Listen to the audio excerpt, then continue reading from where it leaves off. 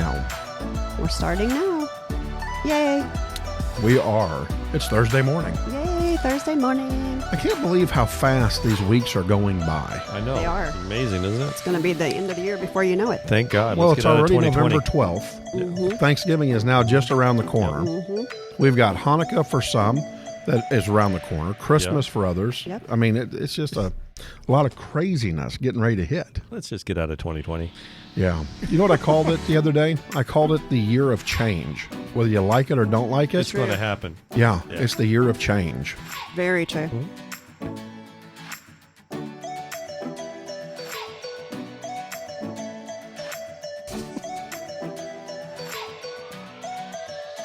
Well, good morning. It is Thursday morning. That means, that's right, it's 7:30 a.m. It's time for that crazy duo, the financial wizards themselves, MoneyLinc, brought to you by Interlinc Financial Advisors, Inc.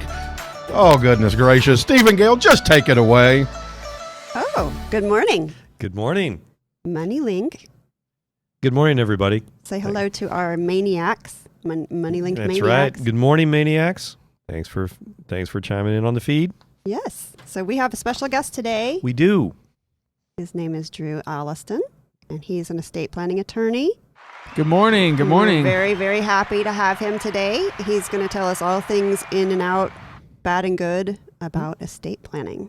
Lots to talk about this morning. If that doesn't get you jump started for the day. Woo! Estate planning. This is what we got. So take it away. We'll just be quiet. Go ahead. Exactly. Post-election, this might actually be calming for people. Yeah, absolutely. Absolutely. This is true. So, this is true. So tell me this. Well, one of the things that we do this, and this is kind of why we did with the Medicare supplements is, and again, guys, we, bringing all these parts and pieces, there's so many moving parts in the financial world. Mm-hmm. And what we find out is, and to no fault of anybody's, you start getting basically products within your financial world and trying to piece them together, hoping it all works out. And sometimes it does. I'm not saying it's right or wrong, but some people might want something a little bit more comprehensive. And what I mean by that is, on one side, you didn't mean to have it happen this way, but, one person handles your investments. Another person might handle your insurance needs. They're not the same. Right. Somebody could be, your CPA and the tax accountant, and person for wills and trusts and all that legal, which is incredibly important, and estate planning and attorneys, and nobody's kind of talking to each other. And it gets kind of hodgepodge together, and that's why even Medicare supplements, that's why we brought our specialist in. And you're trying to fit these pieces in together as a family, and without someone that has a knowledge of how all that comes in, you're basically making the recipe anyway. You're baking something, but you don't know, maybe you put too much of this or that and the other, and it just didn't come out well. And that's why we want to bring specialists in, so you have an understanding of what questions to ask. And as a financial planning firm that Gayle and myself, we make sure that all this gets coordinated. Because one mistake, and it could really hurt you financially, and you didn't even know it. And sometimes even know till it happens to 5 years later. Yeah. And you said, when man, it causes the problem. Yeah, I wish this wouldn't have happened. And that's why we have guests and people that we work with and to bring these pieces together. So we refer to you all the time. And thank you very much. Yes, and we trust him explicitly with all of our clients, so y'all don't hesitate to contact him for all of your estate planning needs.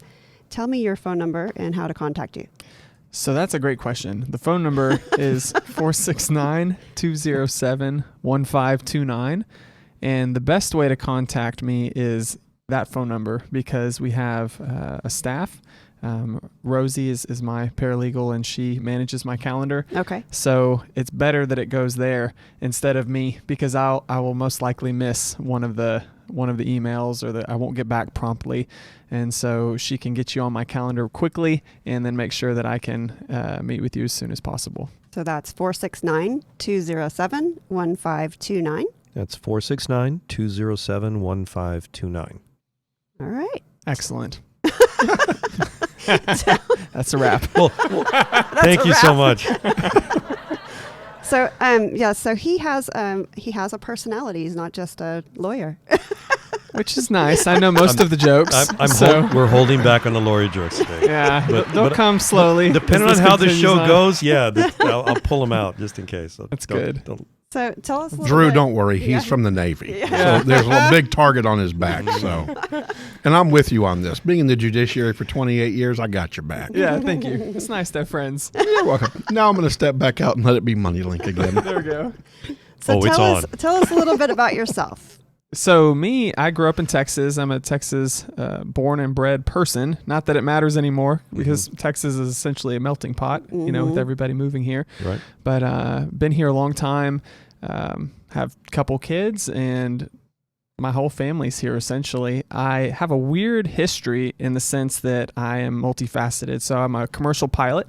That was my original path in life. And then different things through economy and other life events kind of regrouped me towards law, and did a lot of praying and soul searching, and happy to be here. Glad that I'm doing what I'm doing, and I still fly when I can on the side, but it's for fun instead of for money, which is all right. Yeah, it's good. That's neat.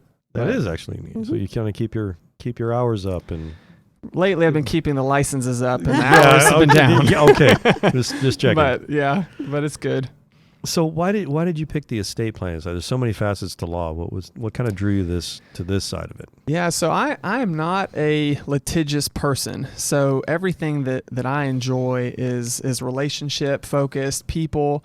I like identifying issues and problems and finding out a way to help people through them. Okay. And everything that I get to do within estate planning, even on the probate side, is still that, because we don't litigate at all at our firm.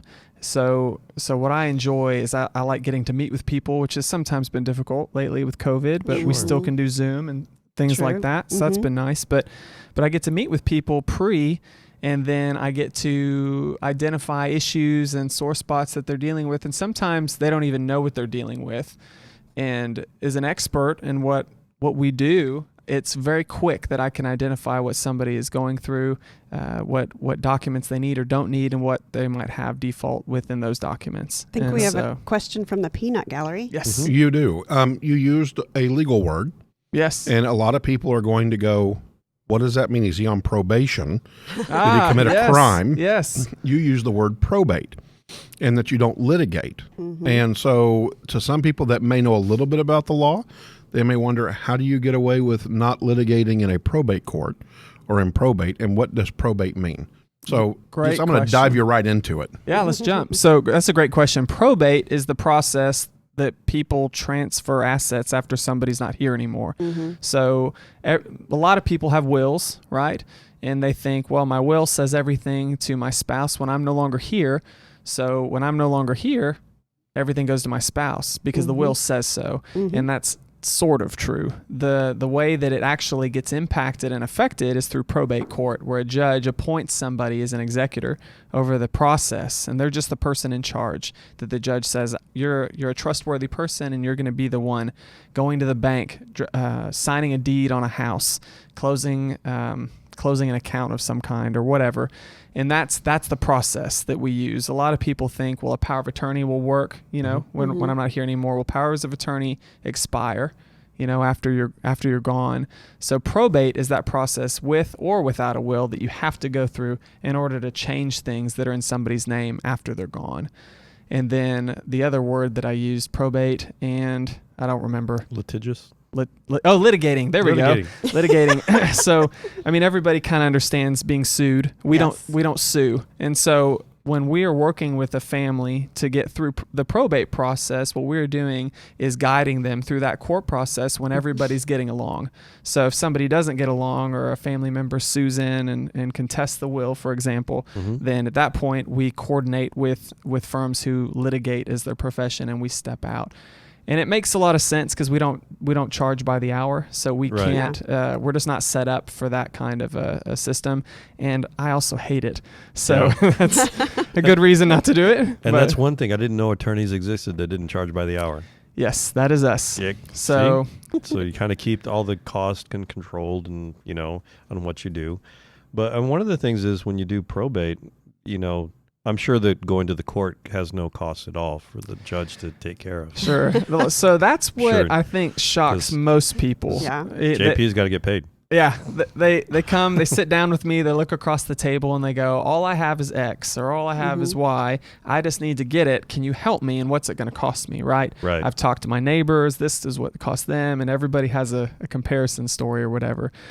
We charge $5,000 to get through probate with no fighting. And it usually, if people have been through it before, sometimes they'll go, okay, that's fair. And then people that have never, because they have a reference point. they have reference, right? And that's Hourly actually or otherwise. you're actually saving them money. Yes. On that. And then other people look at me and want to, leave or throw something at me. And I just explained to them the process is the process, right? And so we're here to take you through it. We do it every day. We're good at it. We're fast at it. Yeah. We're not going to make money by prolonging it, but it takes some time. And it's usually about a year To process to get start to finish, sometimes longer. That's just average. So it just is what it is. It is. And we've had clients coming through that have already gone through the process, so we, before they met us, maybe they kind of came in and the costs were actually double or more than that easily. So if you have a reference point, for those of you that don't, to put that number in perspective, it's usually it can be double what it can. What he or just if said. they start charging by the hour, that's then you start adding all that up, and it gets really cost prohibitive pretty fast. And to your point, Steve, when you were talking about all the heads, surrounding the client and how they communicate, and so what we try to do is to take away that hourly fee and say, okay, this is what you're paying us to get through, and now whomever you need us to talk to, let's talk, let's get on the phone, let's communicate. If there's an inherited IRA, for example, how do we want to structure that so that we're not dealing with a bunch of tax consequences that are negative or at least not anticipated? Who's going to file the final tax return on the estate? Who's going to set up the tax ID number? All of these kinds of things come into play. And so, it's important not just that we know how to do our job, but that we're talking with the other people who are involved in that process, because it's not an island. No, not at all. And the thing is that, and you can sense this also, this happens also to us, is when you're dealing at this stage of life, if somebody has passed, there's also an emotional standpoint to this. Oh yeah, that's very important, and you have to look at that and how do we navigate these waters and also balance those emotions that are going through. And you guys do a great job of doing that. Thank be you. That kind of comfort, I guess, to say because they're walking into something that's so unknown. And they've already had this event happen in their life that you're not thinking straight sometimes. We've had people come in, they're just trying to get to the next day, right? And you're helping them through the process, in the best way possible to take basically that burden, and understand, unlayer the mysteries of what they're walking into, so that transition, with the financial needs can be done as nice as possible. Very much similar to how y'all operate as financial advisors, we educate our clients. And so the goal is to really remove that smoke and mirrors screen between the client, educate them, help them feel empowered as a person so that they can understand, this is the decision I want to make and this is why. That being said, people don't always remember from day to day why they've done what they've done. And so we just say, if you have questions, when you need help, just call us, let us re-educate you or help you remember what's going on, and to kind of be that foundation so they can make it through those kind of difficult times.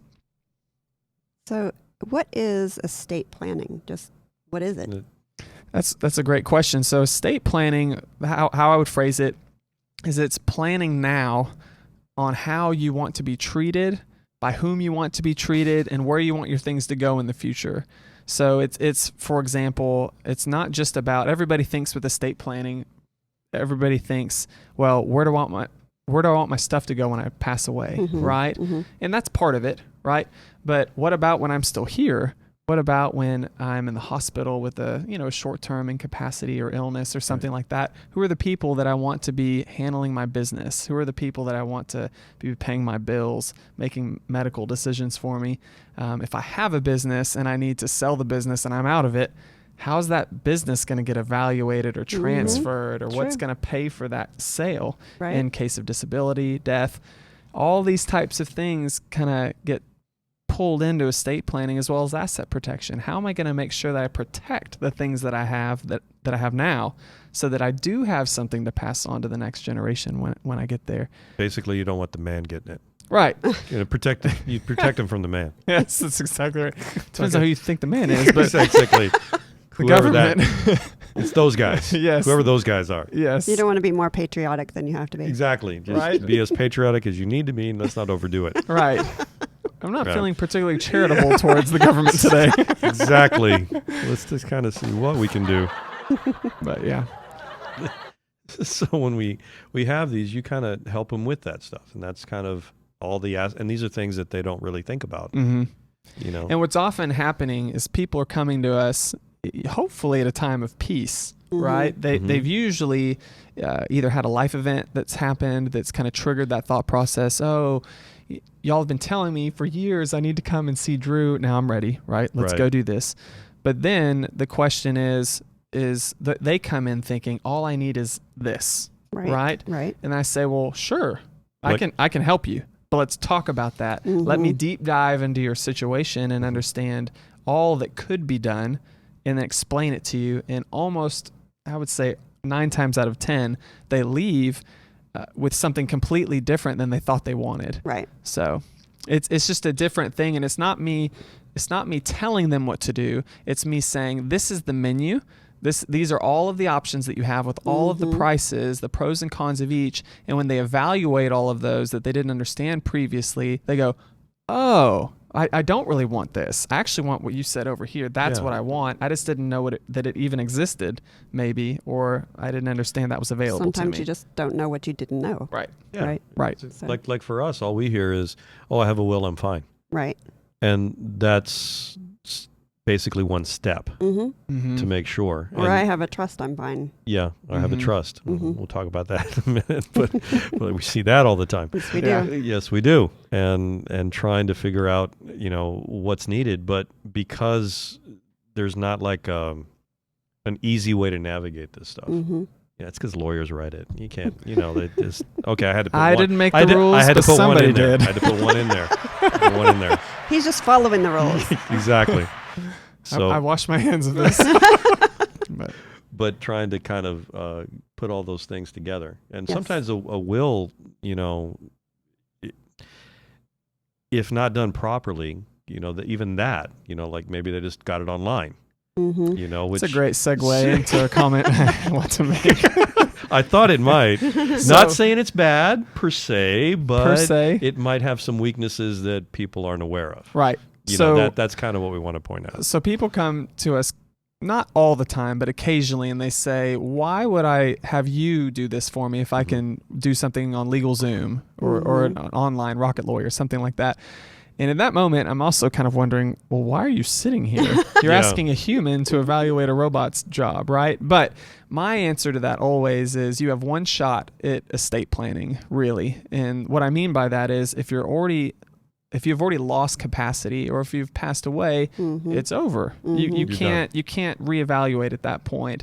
And so do you really want to I guess plan on the cheap? And not just on the cheap, but just plan in a vacuum where you don't have the ability to ask someone who does this every day, is this really what I need? Or is this, or how do I draft this a certain way to accomplish this particular goal that I want for our family dynamic, that kind of a thing. Again, the thing of you don't know what you don't know. Yes, you don't. How do you navigate something you don't know? Right. And unfortunately, I think with all of the online resources, they're good and it's good education, but it's great at telling you a bunch of information. It's not good at evaluating what you need because it doesn't know you. Yeah. So because those algorithms can only be written in a broad-based kind of way, but there might be just a bunch of a nuance within a personal life that they didn't understand had a legal implication. Right. And that's where you can kind of come and play and tweak it. So there was, I don't want to call it a weakness in the will, but it could have been structured more efficiently. For example, if somebody wants to disinherit a family member, not that I advocate that, but sometimes people do. It can happen. And so they say, I'm going to disinherit this child over here because of a drug problem or something like that. but don't worry, I have a no contest clause in my will, so they can't contest the will. Well, that's not true. They can contest it all day long, and because they've disinherited them, they have no incentive to not contest it. Okay. See, here's why I'm laughing. Here's why I'm laughing. There's lawyer speak right there. Yes. I have a no contest clause, so everybody, the layman is going to go, okay, I have a no. It's done. Yeah. An attorney's going to go, not quite. Yeah. So what? Yeah, I'll unpack that real quickly. But what that means is a no contest clause says, if someone that I'm leaving something to in my will doesn't like it and they fight it for some reason, they either say the will isn't valid or I want more, any of those things, the no contest clause says, if you resist in any way, you are now done. That whatever was left to you is gone, right? We're going to give it to somebody else. And that hurts, right? Because it doesn't mean that you have to win or lose. Mm-hmm. Just the mere fact that you're challenging it erases the gift, right? Through the will. The problem is people usually rely on these things after they've disinherited somebody. Well, if you haven't left anything to anybody, there's nothing for them to lose. And so they're going to fight it all day long. Yeah. And so if somebody has a family member that they really are kind of worried about making problems, then what I advise, leave them something that's large enough so that it's painful for them to lose it, but small enough where you can sleep at night, right? So it's things like that, though. So then if they contest it, then they lose it. Gotcha. They lose it. Gotcha. Yeah. And it's not a guarantee, but it's just how to manipulate the document to affect what you're actually trying to do. So. And question from the peanut gallery, Mr. Judge. You know, the other concept that people need to understand is that anything and everything can be contested. Yes. You can file a petition for anything. Yes. Now, whether that goes anywhere or not is a whole nother story. Yeah. And depending on who your litigator is, may or may not be able to get the smoke and mirrors past the initial pretrial settings and hearings held by the judge. But regardless, anybody can file anything. Yep. And so I think that Drew hits it right on the head when he says, put something in there and then put in there that if they contest it, they lose everything. Yeah. Give them a nugget. Yep. You know, and I think that may be setting yourself up for a less opportunity. Yes. To find yourself in the courtroom. Yeah. And that's certainly just wanted to throw that out there, that everything it can be filed. Well, see, and that's the thing about this, JP, as you go through this, and everybody's family dynamic is going to be different.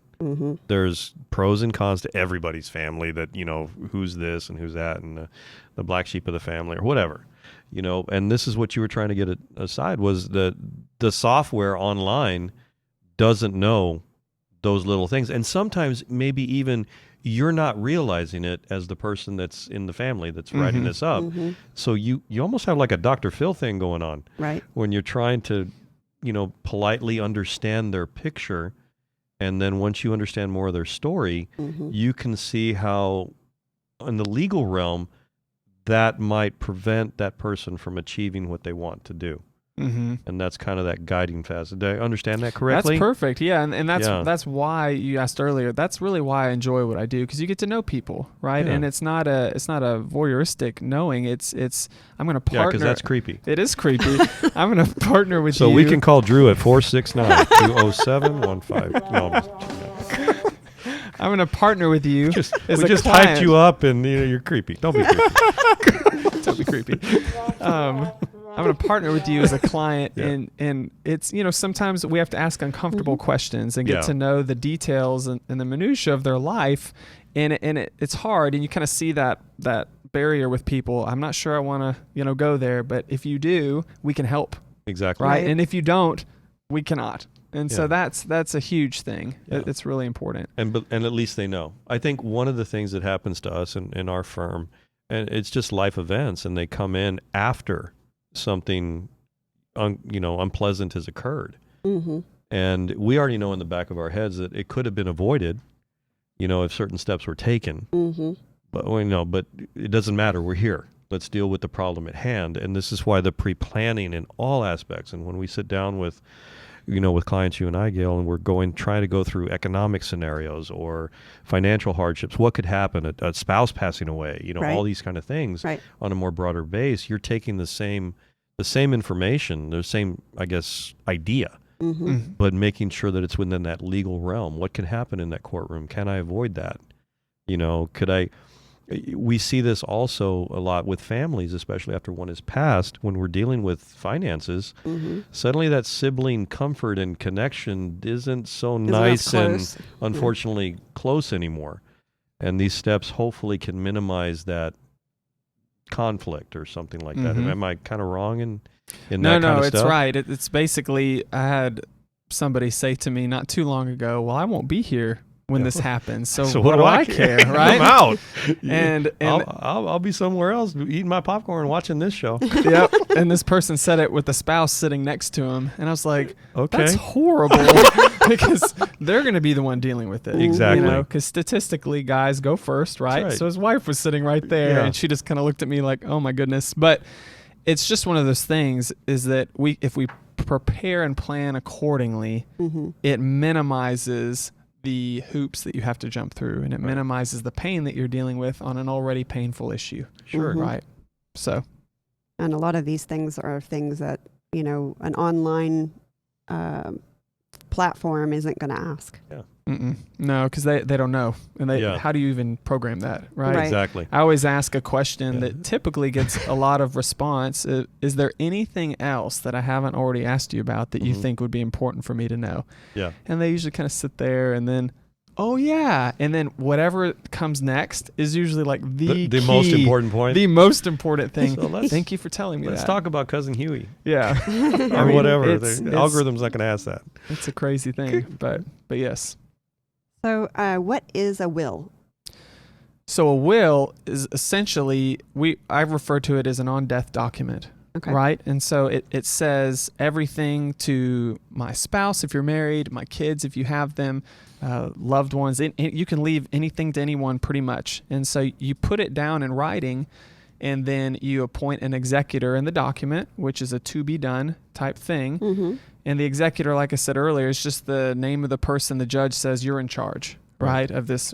You have to follow the rules of whatever the will is. And so the executor starts moving things around in this document once they get appointed, and that's it. So it's literally like 4-6 pages long on a basic will. And like I said, it's a to be done on death document. And so most people think, I've got a will, I'm good. And I said, well, yeah, sort of. Right. But we've now kicked the can down the road, and we're now waiting to do work until somebody passes away. And that's not bad. Yeah. It's just either way the work has to get done. So when do we do that work, now or later?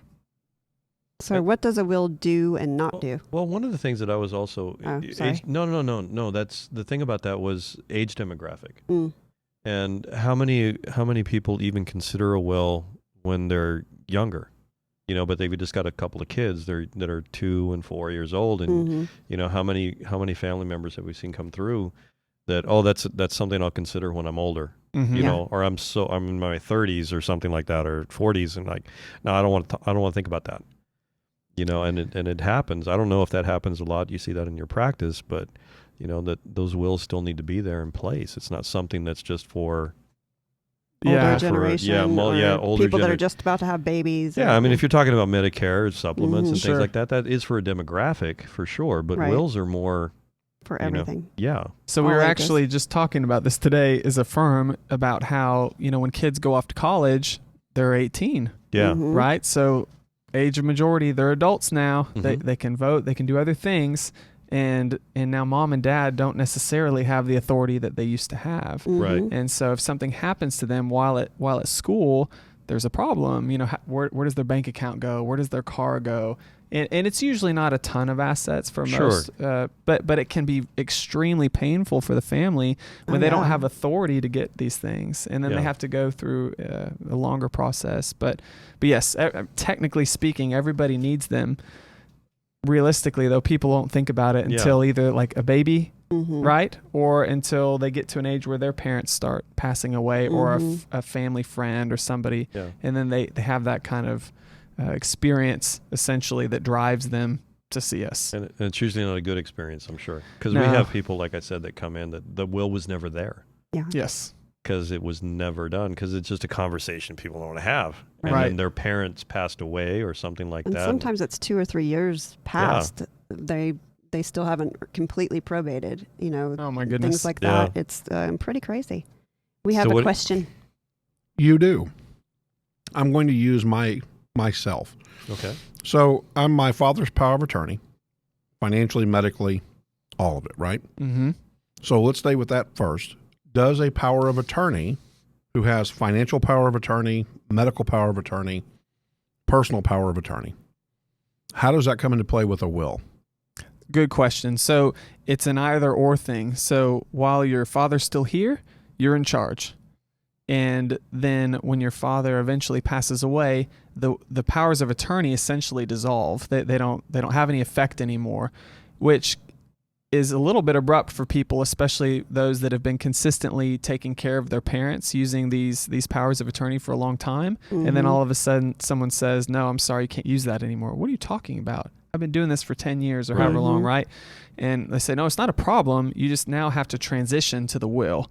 And that's a little bit of a transition, and it can take, sometimes months to get in front of a judge in order to be appointed as an executor so that you can now go back to work as an executor as opposed to a power of attorney. So Another question. What if there is no will in place? So if there's no will in place, it's essentially the same dynamic. You still go through the probate process, but you go through the state of Texas rules for distribution, and there's a whole nother process essentially that you go through, but it's about the same. It's longer, it's a little more painful, and it's a little more expensive. Oh, I'm sure. But it will Yeah. get you there. Now the caveat to that is that if there's a blended family, it almost never works out how you want it to, as far as where your stuff goes, who's in charge of that process. Everybody has to agree on who's going to be in charge of that process, and in any kind of family, blended or otherwise, most people aren't going to agree. And usually with a blended family, I'm sure there's no conflict at all. It would never happen there. And Never. Yeah, never. It's just smooth. But that's the thing. When you're talking about, well, if you don't have a will, the assets are still going to get distributed, but now it's the state of Texas that's going to determine what's going on, not per se you. Right. It's just so Because nobody knows what you wanted. You didn't write it down. So you didn't have it, and now you go back to being how patriotic do you want to be? Yeah. So Texas actually has Yeah. you go to the spouse and then you go to the kid. How does that? It's a long. We have a chart in our office that is multi-page, It's a flow and chart. it depends on type of property, married, not married, kids outside the marriage. It's a big deal. But So and you can see that these are all the. It's just incredible. All the stuff that needs to be considered. That's right. And there's a question again. I'm sorry. No, No, you're good. these are great. Great I questions. love Lots your- of questions, You know, right? well, Good also questions. you're a judge, so you part of that. Yeah, but this is you. I'm the engineer. No, man. I'm wearing a hoodie and Vans that glow in the dark. I know. mean, I wish you were on this side of the camera. He looks great. Thank you, He Steve. looks great, everybody. Thank you. Yeah. So, no will, power of attorney. Power of attorney goes away when the person passes away. You have to go back in front of the probate court regardless to be appointed. So, let's take my scenario. My father is moving in with me. He won't have a mortgage payment anymore. Won't have utility bills. He doesn't have a car payment. He's got his car insurance and whatever credit cards he may have. And then he has a motorhome that he and I have jointly purchased together, Okay. right? Okay. And so that motorhome bill comes due every month. Does the estate pay for that? How does that work? Do you have to wait until a probate court can tell you what to do with a bill like that, or what do you call that even? Because it's not, like I said, it's not a home. It kind of depends. So the complicated part about it is that you joint did it, right? And so there's maybe an argument on them where they could say, well, I understand half of it essentially is frozen, but you're still here, so they might require you to pay the bill. But on a typical situation where you have one person on the bill, you contact them, say there's been a death, we are probating the estate, and everything kind of freezes. And on most cases, whoever you're talking to is willing to work with you so long, because they also understand they now have to wait in line regardless, right? If they want if they want to be paid, they have to wait, and so they're usually willing to be polite. But on jointly titled things, it could be they're still coming to you for the bill regardless, or maybe a graduated payment or something like that. So then let me ask this question, because you carry into the next part, right? Do they have to? Do they have, it's in his name fully, I participated. Mm-hmm. Do they have to wait, or can they repossess? They can repossess technically, I believe. And that's a lawyer answer, if ever there was one. but the idea is kind of who, what's the obligation, who has access, who has rights, and those types of things. And so a lot of times families have vehicles and other types of automobiles and things like that are no longer, they have a note on it, right? And so what's going to happen? And sometimes they're willing to wait, other times they're not. And so they'll just send somebody out and come and get it. But then it depends on what's the value, and if they're going to do a fire sale, they might still come to you for the balance if they don't get a good deal on it. So it can be problematic. One suggestion on that with automobiles, Texas recently came out with a law allowing for beneficiaries on title. And I think that's a great deal. That's a good idea. If you can at all do that, it's probably much, much preferable to waiting. Because depending on how people buy stuff, especially when they buy things together, and a lot of people do, it can cause some headaches. Just curious, because there's got to be people going through this, as well. And a lot of times it's not so much that there may be a lot of assets, but there may be a lot of debt that's connected to ongoing property that could be building equity, and what happens with that. Right. And can a court lock that up? I guess you would need injunctive relief to stop somebody from doing. Yeah, you'd have to do like an emergency filing to try to stop it. And in most cases, the people coming to repossess it have a secured interest in whatever that is anyway. So, arguably they'd have priority, so it's probably fine. But it just depends. If it's a motorhome, that's a pretty valuable asset potentially. So that could be a much bigger deal than, a $20,000 note on a car. Right. And now let's lead into you said beneficiary. How does that work? If I'm a beneficiary on retirement, I'm a beneficiary on life insurance, I'm a beneficiary on everything. Right. How does that work? What does beneficiary mean? Right. Beneficiary on a piece of paper. Before we get to that, I do have a question. Yes. Yes. Because here's one of the things. We were talking about debt, and I was just thinking about, what if I pass away and it was my personal credit card debt, and I was really good with my personal credit card debt, racked up about $45,000, $50,000, and I'm now dead. Right. Is my estate responsible for it? I still got to pay it off. Yep.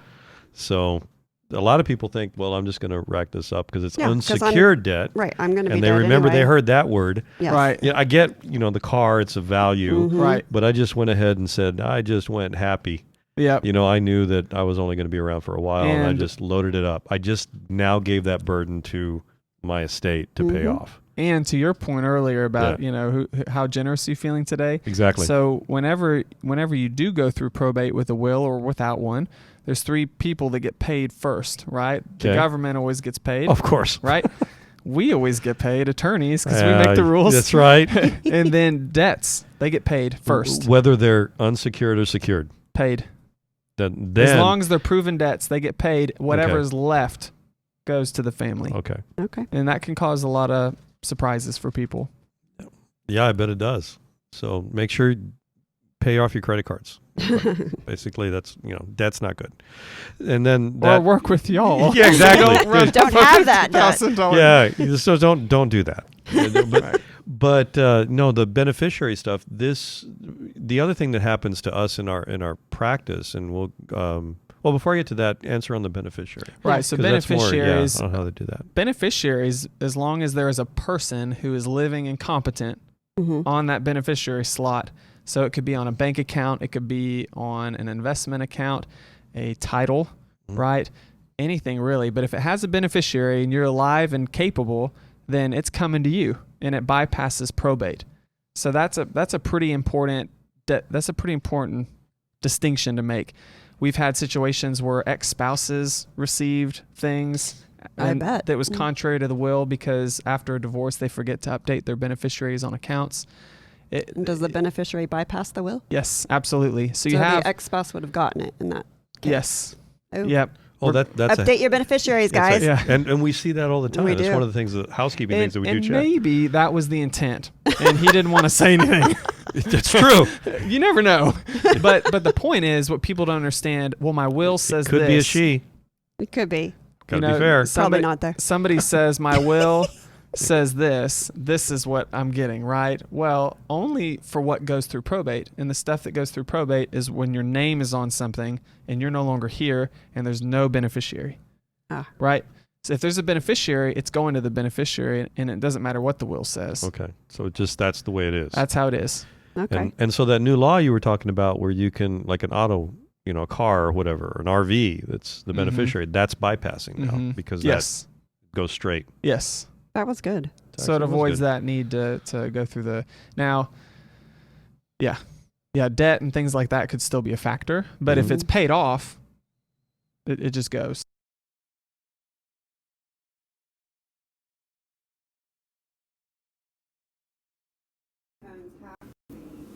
With his remote or home with his father. He's got a sister. So when his father passes away, what happens with his father's half? It depends on what his father's done from an estate planning standpoint. Now, if they set up the title, everything to JP, and JP gets it all, regardless. Right. Right. But if, say, a will says everything to JP and sister, then half of the half goes to sister. So now JP owns 75% and sister owns 25. Yes. Yep. Okay. So and does that work with housing and all that too? everything. It just depends. You can be as specific or non-specific as you want to be, or generic is a better word. You can be as specific or generic as you want to be on a will. A lot of people just say split it to my kids in equal shares, right? And you can do that. Other people say I want this rocking chair to go to this person, and they actually did have a favorite kid. Yeah. This is where this was like, okay, be honest. Now you find out you were the favorite child. Up to this point, I love you all equally. The chips are down now. It's down. We got it. No, that's fine. More questions? What do we got? So no will. The other two siblings. One sibling says, I want nothing but the sewing machine. Okay. While the last parent is alive. Okay. I don't want anything. I'm walking away. Live in a different state, got my own family. I don't want anything. Then what?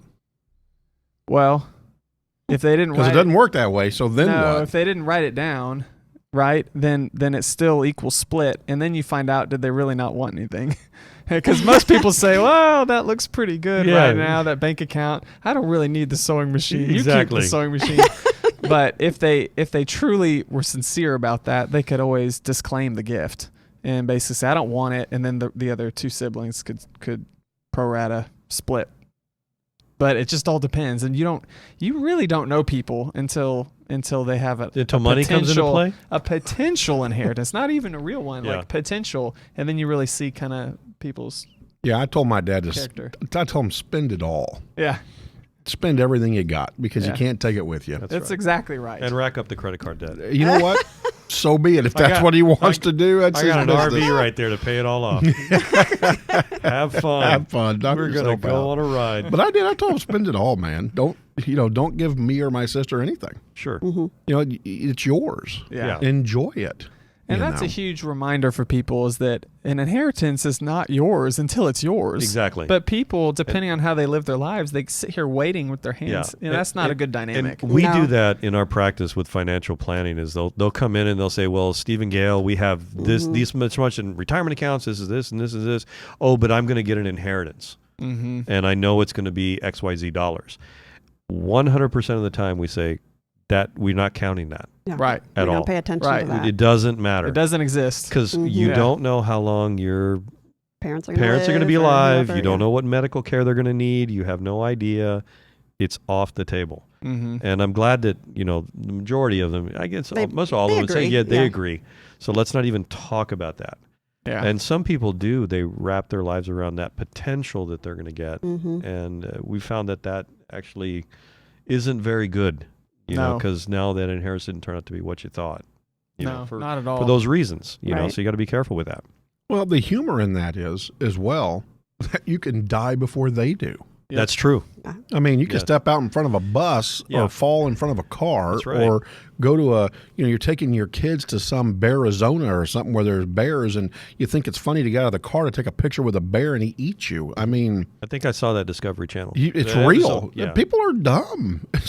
They do that stuff. They got, we're at a lion refuge. I'm going to get out and pet the lion. Let's not say use What? dumb, maybe intellectually inexperienced. How about idiocracy? I mean, goodness gracious. Dumb. Well, and if 2020 was ever a year to remind us that things happen that Oh, we yeah. don't count on, this is it it. is, right? This and is so it. The This year kinda- of change. Yep, the The year of year, change. year of change. Whether you like it or not. Yeah, we're changing. But I wanted to throw that out there because people have got to be careful. I mean, for example, I made my dad the beneficiary on my stuff. I may go before him. Who knows? That's right. I don't know when my battery's got the expiration date on it. Yeah, we Right. don't. And so we don't know. So counting on something that's not yours, Yeah, waiting for somebody to die, good luck with that. yeah, True. yeah. Very Yeah. true. But we do see that, and it's just We like do. no, we don't want to talk like that. Let's just let's work with what we have, and come from there. So I mean, very wise. These are things that I mean, I could only imagine the scenarios that could come through your practice, There's weekly. a ton. And it's not just you. You have, I mean, how big's the firm? I mean, So yeah, there's 5 attorneys in our firm. Yeah. And so there's 5 attorneys in our firm, and like we've been talking, we all do the same thing. So by the way, everything- those of you that don't know, JB's making all kinds of goofy faces behind the camera and laughing over at there, and me. he's laughing and doing all kinds of stuff. So I'm trying to have a straight face. No, okay. so let's go back. So, like, Bring it back. Let's Bring get it back. Let's get serious now. How many attorneys in the firm? Come on, let's go. Cinco. There are Cinco. 5. It's 5. There are 5 of us. But yes, That's a lot of lawyer jokes. there are. We know them all.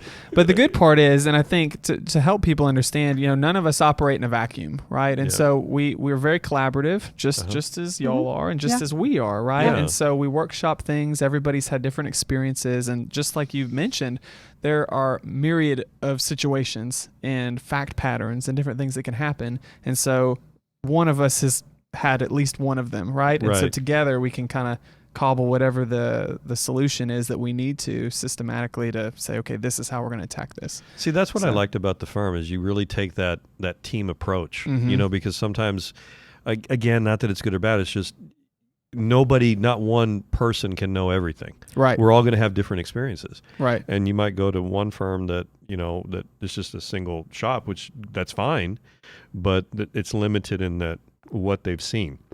Well, and to JP's point, Yeah. you're limited in experience, but then also you're limited to your life. And so Yeah. clients get orphaned when their estate planner passes away or retires or moves Yeah. to Colorado or something like that. And now they're having to go find another estate planning attorney to sometimes redo what's already been done. So what we tell people is like, look, if I get hit by the bus, hopefully not, but if I do, you have 4 other people to pick up As a the backup. pieces, right? And there's no extra fee, Makes right? sense. You're still in house. Yeah, makes sense. So it's a pretty good setup for people and for us. But I know we are getting a little bit short on time, and I wanted to cover a little bit of trusts, Okay. just because we've been hammering the wheels pretty good, Sure. and just to give people, I know typically they have a lot of questions about it, but at a basic understanding of trusts, it's essentially the opposite approach from a will. So whenever someone creates a trust, what they've done is instead of that on death document of the will, they now have a living document, right? And so we've created an empty box, and then what we do as a firm is we take their things and place them inside of it or connect it in some way to that box, which is huge. Because most firms don't do that. No, They they don't. rely on the client They to just handle create it. the will, We see that all the time too. or they just create the trust. Right. And then Forgot it's to put empty. anything into it. Right. And so the goal, for those of you who are listening and don't know, the goal of a trust really is to avoid probate, right? It's that alternate to a probate. It's I can either administer my assets through a court system or I can do it myself, right? When the time comes. But if it's empty, then you still are going to court. And so I take a lot of people with empty trusts who have come to us from other firms, and they think they're coming for a tweak on their language, and then I have to inform them we're going to court actually because you have nothing in here, Yeah. right? So you never don't put have in any that. access. And so it's hugely important that it's not just how the trust is drafted. Right. It's also very important what is inside of the trust. And when I say inside of, I mean your deed on your house reflects trust ownership. Your bank accounts either are in or are tied in some way. Your IRAs and 401ks have beneficiary designations. Now, with all the CARE and the Secure Act and everything, how things have changed, you have to have proper language in there that allows it to port through and go to an inherited account, even just for the 10-year stretch, right? But if you don't have that language drafted correctly, it triggers that taxation immediately. And so, as y'all know, it's important. It's important who you work with on these things, and it's you can't just go to somebody. Oh, I do some trusts on the side. I do some litigation. I do this. I do that. Right. You really need the expert who stays on top of these things, because, like you mentioned, it's the client that's left holding the bag. That's right. On a trust, I put everything in my box. My retirement payment goes in there. My everything is in the trust. Everything is paid for by the trust. Right. What does that mean? Everything is paid for by the trust. Who physically does that? So that would be the trustee. So which is you while you're here. And then when you're not here, whoever the trustee backup is, just like an executor on a will, a trustee is that role for a trust.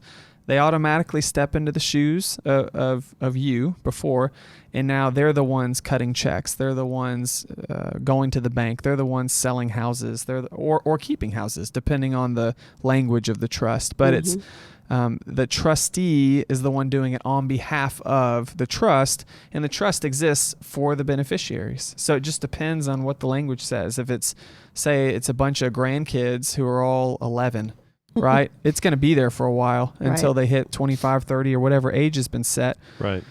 If everybody's in their 40s, it's probably going to get kicked out, when somebody passes away. But whatever the function is, whatever has to be done according to the rules that have been put in place, that trustee is the one doing it, and they're using the trust resources to accomplish it. So it's not out of their pocket, which is good. We don't want, it's already a sacrifice of time. Exactly. So, but anyway, that's how that would work.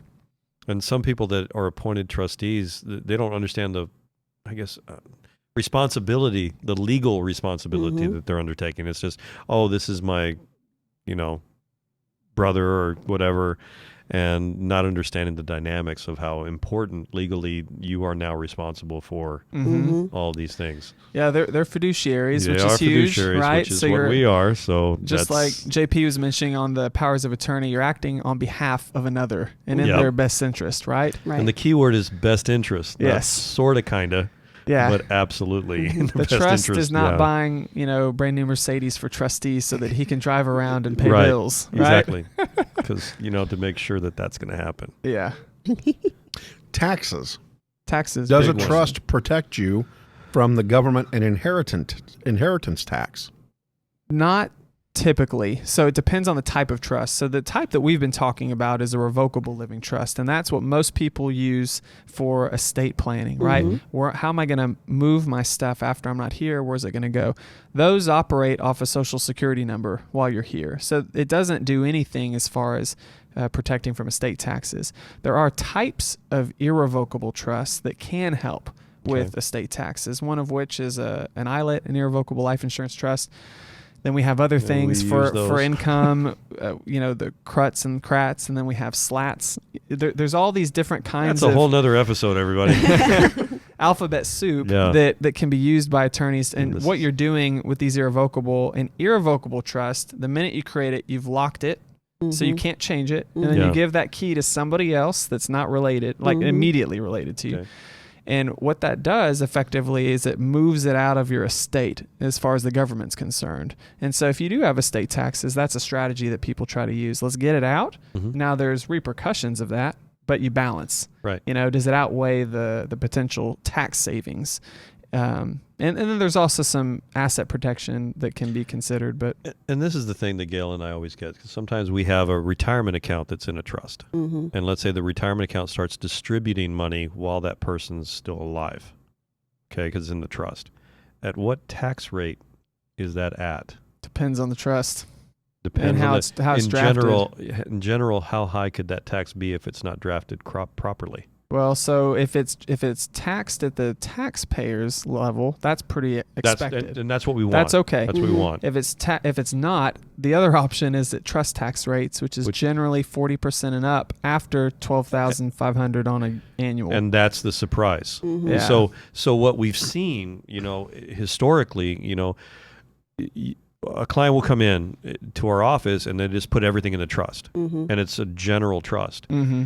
And this is what we talked about having everybody separate and not working. And then all of a sudden, Gayle and I are trying to navigate this thing and then tell that person, do you realize that now you're at a 40% tax rate when their own tax rate is actually quite lower? Yeah. Right. So you're going to burn through that Faster. financial resource a lot faster, all because you thought your whole focus was bypass probate, Mm-hmm. keep it in a trust, and didn't look at all the other pieces. So Well, in Texas, do you put retirement plans in or retirement accounts in trusts? Not typically. So what we try to Yeah. do is we keep it outside of the trust and we just tie it to the trust with the beneficiary with the beneficiary in designation. that. Mm-hmm. So as long as Yeah. we're here, leave it outside so that we don't cause a problem. Yeah. And So it's what one of does those go strange, in Yeah. trusts? Yes, great question. So your house, any secondary property, Yep. businesses, accounts, anything that's non-qualified essentially can go Okay. Yeah. inside of the trust. And then there's a whole separate conversation about asset protection because people, to JP's question, are like, hey, will this protect me? Not Mhm. just from estate taxes, but will this keep me from losing it all if I get sued? Exactly. And this type of trust that we're talking about does not. Right. That's another layer Yeah. and another time. Yeah, well, of course, I'm sure. So these are But- all the things that, and again, I all the parts and pieces and how Mhm. these things fit. So, I mean, I've learned a lot. Well, I don't Yeah. even think we got into like No. Well, if half we, the questions. well, that if have, we so- could get through law school in 50 minutes, then we'd be all Then right. we'd be You know, problem. Yeah. but then we'd be fine. Yeah. You know.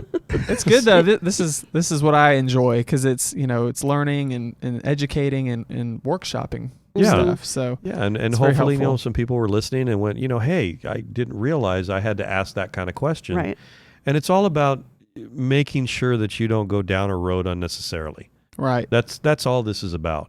And yes, it might, that whatever it is, that $500,000 that you think is a cost, Mhm. it's actually saving you 4, 5, 10 times more of that on the back end. That's right. Absolutely. So, and it's all about, yes, we're going to be spending money. We just want to be doing it as efficiently as possible Right. to keep all your resources with your family as much as possible. Mhm. Right. And that's kind of the game. It's know? always better to plan than it is to react. Oh yeah. That's Right? Oh, On the yeah. financial side. Yeah, absolutely. So you're not kind of backpedaling all the time. Right. Very But good. on these kind of things, no, I'm really glad that you were able to come and sit with us and Yeah. Thank you for having me. This Yeah. has been Thanks great. for coming. This has Yeah. been great. No, I y'all really are. enjoyed it. You contact Drew by dialing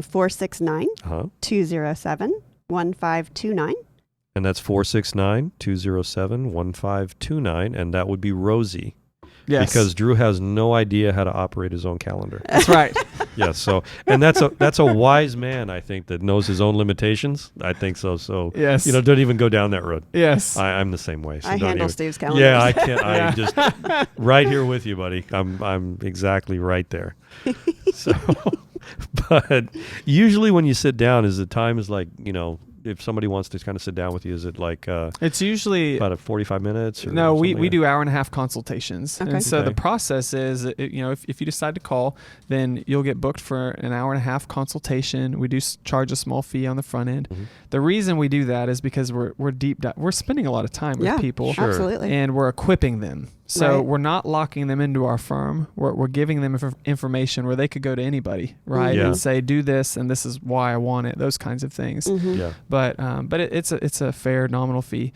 But anyway, the point is it's an hour and a half, and prior to that, they've filled out typically an estate planning worksheet, Okay. which is all the information that we need to properly issue spot, Right. so that we can have an intelligent an hour and a half conversation and really dive into what's needed. And what's glad So- is you can also do these on Zoom meetings now, obviously because of Yes. COVID. You can come into the Yes. office if they're Right. comfortable, but if not, you can do that virtually. Right. Mhm. Okay. Well, and to that point, it's not just a COVID thing. It's we're in McKinney, right? Yeah. So if we have clients in San Antonio or in Right. East West Texas, it doesn't really matter You're anymore. ready. and we're here to help them. So that's been a good change actually. Absolutely.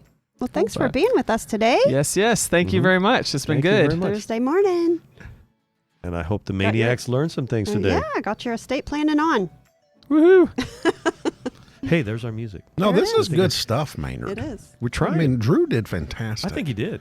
Yeah. Yeah. I mean, Nailed it. There was that little creep thing. Creepy thing. Creepy thing right there that happened. But we pulled out of that. That was We fast. pulled out, yeah. It was Yeah, good. that was fast. We pulled out of that. oh Lord Jesus! I had to throw that I in think there. I think it's time to go to the disclaimer. Yeah, I think we need the to- transition is there. I think it's time. I think that Drew doesn't need to be a part of this No, Drew- anymore. I think that Drew's How nice. do He's we not creepy, everybody. uninvite this He's really attorney? nice. absolutely. That's what it is. All right, well, here we go.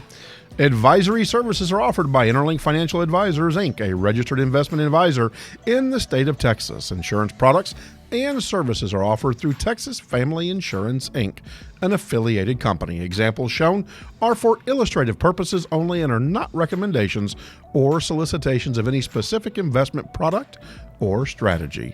Brought to you by JP Cathy and the Crew Network, right here at JPKC Network. Find them every Thursday morning at 7:30. Grab your coffee, grab a smile, and get ready to laugh while you learn everything there is to know about the areas and avenues of financial planning and advising.